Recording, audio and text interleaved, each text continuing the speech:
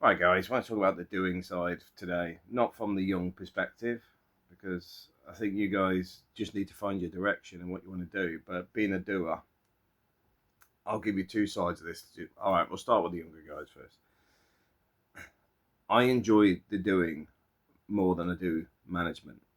The reason being is when you use these things, not jazz hands, but when you're making things, there's a connection with abilities. You switch off because you're focused on the doing. So, what have I done over the years? I've worked as an electrician, worked as a carpenter and joiner. I've been a cabinet maker, made furniture, made exhibition stands, done it as an electrician. I've done a lot of work on houses. I've done pub refits. Um, I'm not a great plasterer. I'm not a great tiler, but I can do them if I have to. I'm just slow at it because I'm not great at it because I don't do enough of it to get past that line. Bricklaying, not a great bricklayer because I don't do enough of it, but I have bricklayed. Um, for me, a lot of it is being able to stand on your own 2 feet and recognizing your true value because a lot of these skills are disappearing. Even painting. I mean, I hate painting, but I seem to end up doing it because, like this room, I painted myself because it's not my house. It's owned by the landlady. I was going to show you. I'm not going to show you that. But basically, there was a bit on the ceiling. You might have seen it on another video because they'd had a roof leak, and basically, I clipped it back, reskimmed it, filled it. Also dealt with the problem with the original plaster is it's like sand. So I had to get it to bond so I could put the fresh stuff on. It took longer than it should do simply because there wasn't a lot to buy into. Because it's not the block work. It's the actual plaster itself. So the new plaster's fine, but originally there was like it was like that, because people had patched it up over the years. Now it's flat because I've had to build it up and reshape it. I did that simply to avoid needing people to come in because there's a guy working downstairs doing other bits and he's just dragged stuff through the house. I mean, it's already Saturday morning and he's got his footprints all over the house because he doesn't know what a vacuum cleaner or anything is. So in my own space, I'd have got quite annoyed with somebody leaving that crap. I mean, the house I was in before this, they did it when I was away. I come back and everything's just covered in dust. There was a couple of things missing. I just wrapped everything up and moved here. It's like, nah, I'm not putting up with that crap. You didn't tell me you were doing it for a start, but secondly, it's a disrespect. Bloody animals. Because they assume, I think, because these are HMOs, house and multiple occupancy, they assume people are scum. I think that's it. I mean, everybody in this house works for a start. So the first thing is everyone's bill payer. Secondly, there's a few of us in here with properties. We're here for different reasons. I mean, one of the guys on the front, he rents his house out room by room. So he's got about 4 people living in the house he owns. And he's just stockpiling cash here to buy another house. So the point being is we're not financially destitute or relying on the state. We're actually self-sufficient. But anyway, gone off on a tangent. But the whole point is, guys, you can learn these skills yourself, and you may find it difficult to become an apprentice these days because they wiped them all out. But the thing is, if you can find stuff you like and stick to it and practice it and improve it and just keep going and keep going and keep going, you'll get good at it. You will. The carpentry and joinery, when I did my City and Guilds for carpentry and joinery, I was working as a carpenter during the day. But if you had your City and Guilds, you got an extra 36 pence per hour. So that's why I went to the college. But I was doing that 2 nights a week. The big driver is you. You have to do this. If nobody's supporting you, there's two ways to look at that. Pity me, or great, this is an opportunity, because they're not supporting anybody, which means they're creating a vacuum over time. And that's what we've got now. There's a shortage of all these people. You got this bloody communist government that's talking about building houses. You're having a laugh. They ain't got anybody to build them, and the people they're putting in them seem to be people that don't want to work for a living. Welcome to socialism. But anyway, so learn your trades. Another little one might be security alarms, fire alarms. There's always demand on that stuff, but you can set up your own firm. I've got to admit, I was asleep last night. I'll leave that for later on. That'll make sense in a minute. Because I've got to admit, since I started changing to the vitamins, you won't believe how many vitamins I've got now. Because I didn't realise you don't realise it's missing from your diet, but I sort of don't dream at all, and haven't for like decades. But my wife gave me some of these other vitamins, and then I could see my cognitive abilities improving and stuff, but she hadn't told me she'd done it. But I've run out of those ones, so I've now got what's called lion's mane plus a cocktail of different vitamins for different things. But I will say they are working. And that's the weird thing. I'm a person who would say that it was all nonsense before. But I'll get on to that later, because I'm going off on a tangent. So, young guys, there's always opportunity. You need to drive it.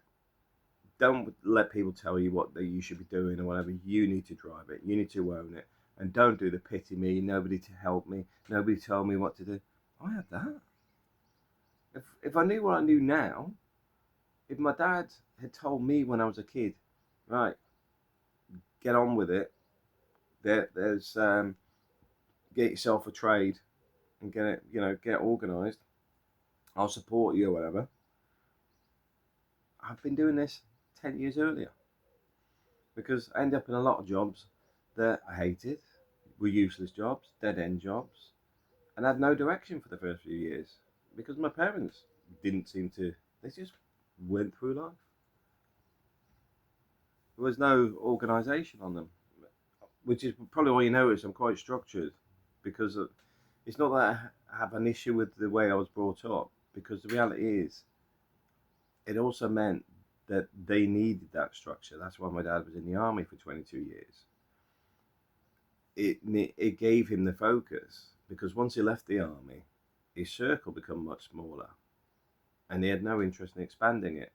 I remember asking him about coming on holiday with us, and he says, "Well, I've been abroad before." And it's like, oh, yeah, you're miserable. I've been abroad before. Yeah, because I mean, he was just like as if he was just tired, had enough. I'm constantly trying to find my new lease of life. When I get ground down, I try and build it back up. I don't let things drag me down. And it's not the happy clappy stuff where everybody's great, because it's that stuff that is causing the chaos we got in the UK. They were like that. We want solar panels, we want wind turbines, but as long as it's not where I live. We want multiculturalism and integration, just not where I live. It's mental. But anyway, politics aside. So I want to talk about our age groups. I'm getting on a bit in the sense of, if I pivot, I've got to pivot into something I've got good knowledge on. So I'm seeing the markets a lot more difficult these days, because let's face it, everybody seems to be DEI, pro Me Too movement, or God knows what. So being white and early 50s, you're finding the opportunities are just doing that, get narrower and narrower. Because see, it's a weird thing. There are some polls on how people see other people, and the only demographic that didn't seem to see any difference between people was the white demographics. All the other demographics seem to have a dislike or think they're better than everybody else. And I've seen that before, and I just thought, what? Because we don't sort of think about it. I'm talking about a lot of white people don't really classify people that way, because it's a bit like when you're looking at the problems in the UK. It's not about the comparison between an entire race or whatever. From what I see, I look at things like when you get people just muddling along. It could be from Romania, it could be from wherever, and they take up the entire footpath. I don't see that as a Romanian problem. I don't see that as a black problem. I don't see it as an Indian problem, whatever. What I see that is low education, disrespect for other people. Because bizarrely, we already have a lot of that within our own communities already. And if we're encouraging more of this, we're just damaging our own communities. So my point being on that is it's not race. It's about low and high trust, and it's about common decency, respect, and the connection between being a good citizen. Simple as that. If you can keep that thread where people take respect for each other as an importance, then your thoughts are not always about you, it's about the people around you. So when you're sitting on your phone like this with your music full blast, so everyone can hear the crap that you listen to, which is normally something that's hardly something you can understand. It's not a case of, oh look, it's because they don't like my music. It's like, they just don't want to hear it. Think about everybody else around you. You're just selfish. In the same way, when you get people doing that on the phone, which I see even along the street, they're doing that. They've got it on speaker and they're shouting into the phone. There's this thing that, you see this button here? Put that. Hello. Hello. This is how we should be using the phone. This is what it's designed for. The speakers when you're sat in the office and trying to type or something at the same time, and you're the only person in the office because no one else in the office wants to hear your conversation either. All a bit of etiquette. All a bit of etiquette. So back onto my point. So I'm seeing a shift in dynamics, and it's not a good shift. It's like the damage you're seeing overall everywhere else is within the corporate world.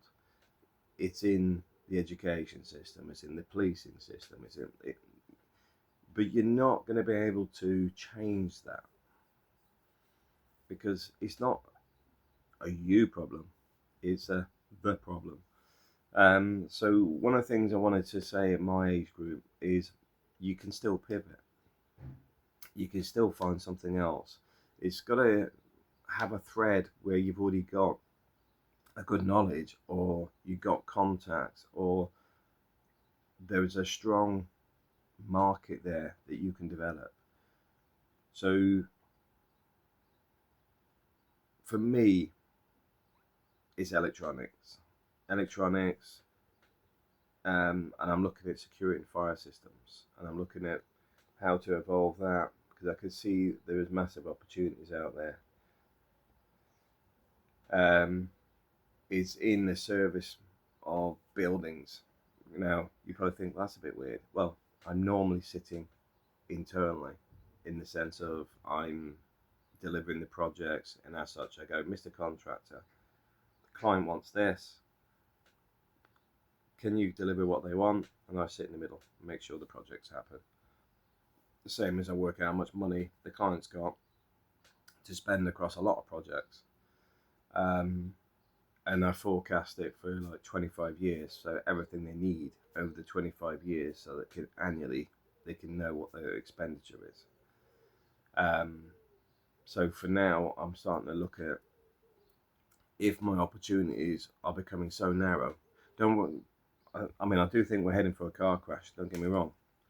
It may be a case of I go and work for the government as an auditor. That that would put a massive change in the industry. If you look at the type of work I do, having somebody like me that knows the contracts inside out and what's wrong with buildings and whatever, because you just start hitting legislation. You just go breach, breach, breach, building unavailable, breach, breach, breach. Because every time you do that, that's money back to the government. That's money back to whoever's hiring me. Because all the contracts are set up with fines and stuff built into them.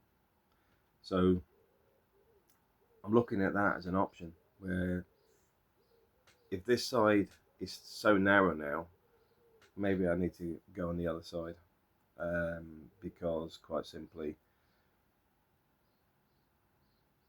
this side I find there's some serious things there, and on the other side I don't think they're proactive enough, and I think a lot of this side has got a problem, like your local authorities, NHS and whatever. I think one of their big problems is they don't pay people enough, so they don't get the right people.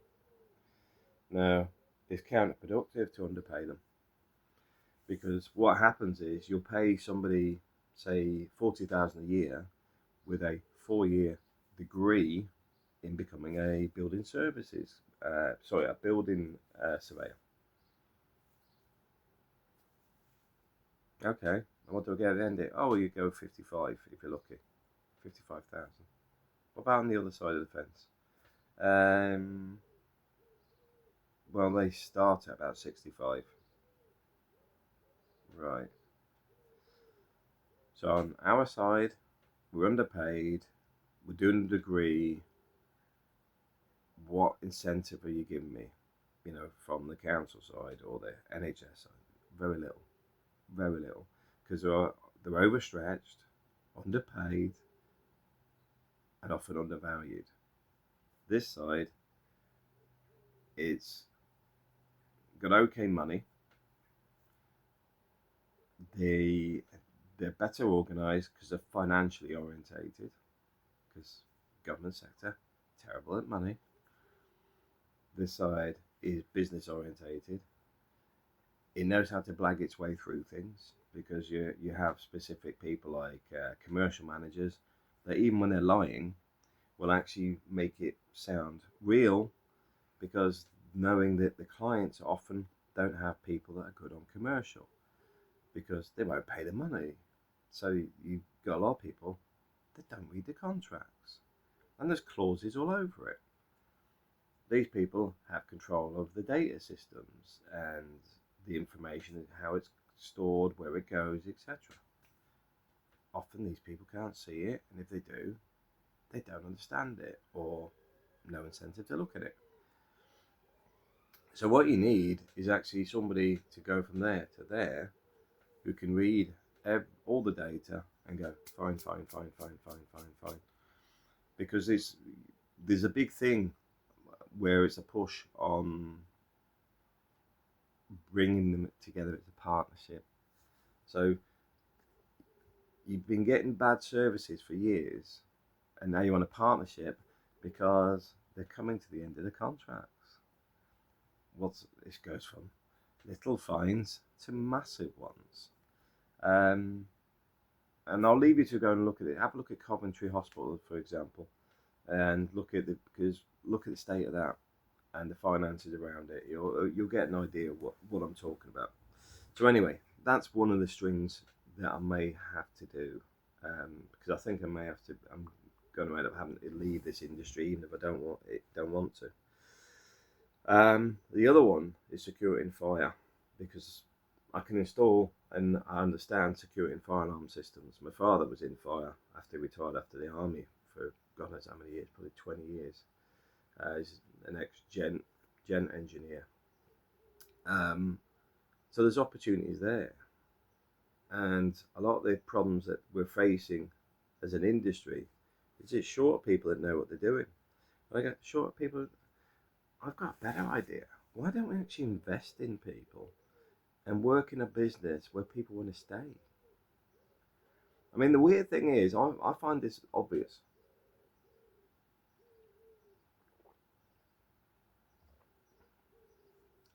I still speak to people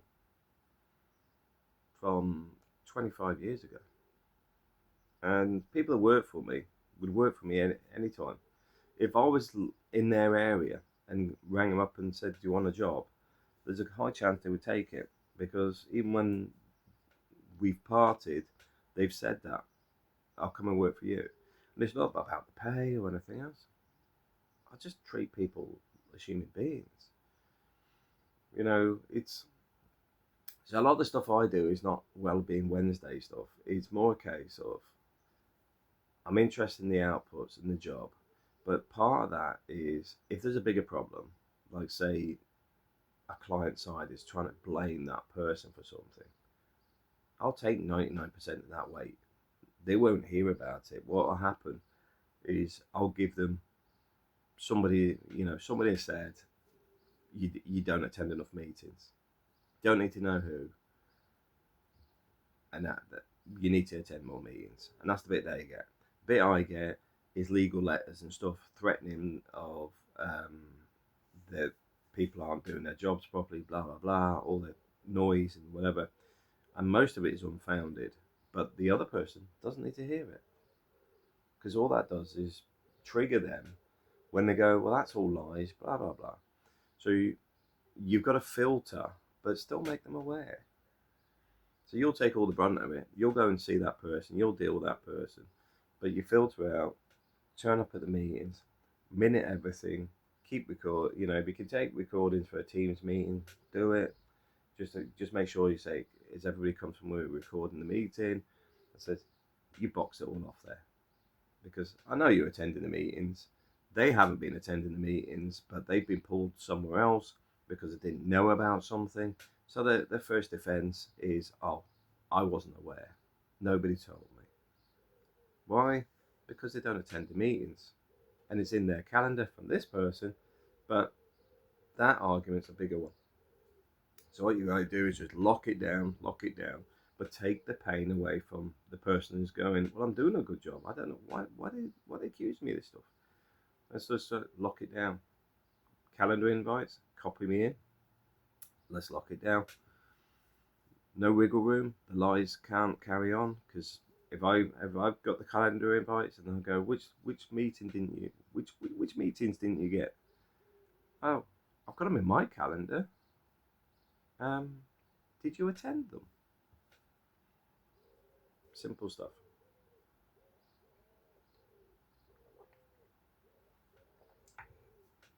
But the point being is, you got to be able to pivot. Industries are changing at the minute. People keep talking about AI. I don't think AI is going to evolve as fast as people think. If you look at how much work you have to put into AI to get it to do stuff, it's still miles away from where it could be. We've got a problem with energy, which means that's going to compound the problems with AI, because I think the energy usage, unless you need to get the tech up and energy costs down to make it capable of doing some amazing stuff. At the moment, we've got good stuff, amazing stuff, next level. I know, I think it was Elon Musk said it'd be 3 to 5 years before it starts taking things over and whatever. And I'm sitting there going, it's got its limitations. I mean, let's face it, the world hasn't ended since the steam engine. We went from steam engine to industrialization, which was more coal. Well, yeah, it's more coal, mechanical, etc. Then we started getting to electronics, robotics. It's a trend, but the reality is it's not going to end overnight.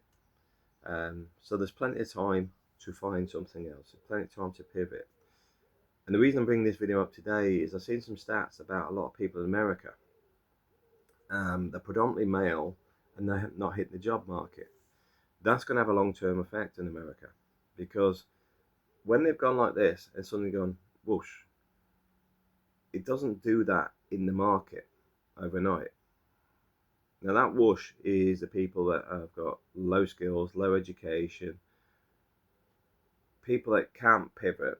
In other words, they haven't done anything that allows them to easily move on to something else, because moving on to something else costs money as well, which is the bit that people seem to forget.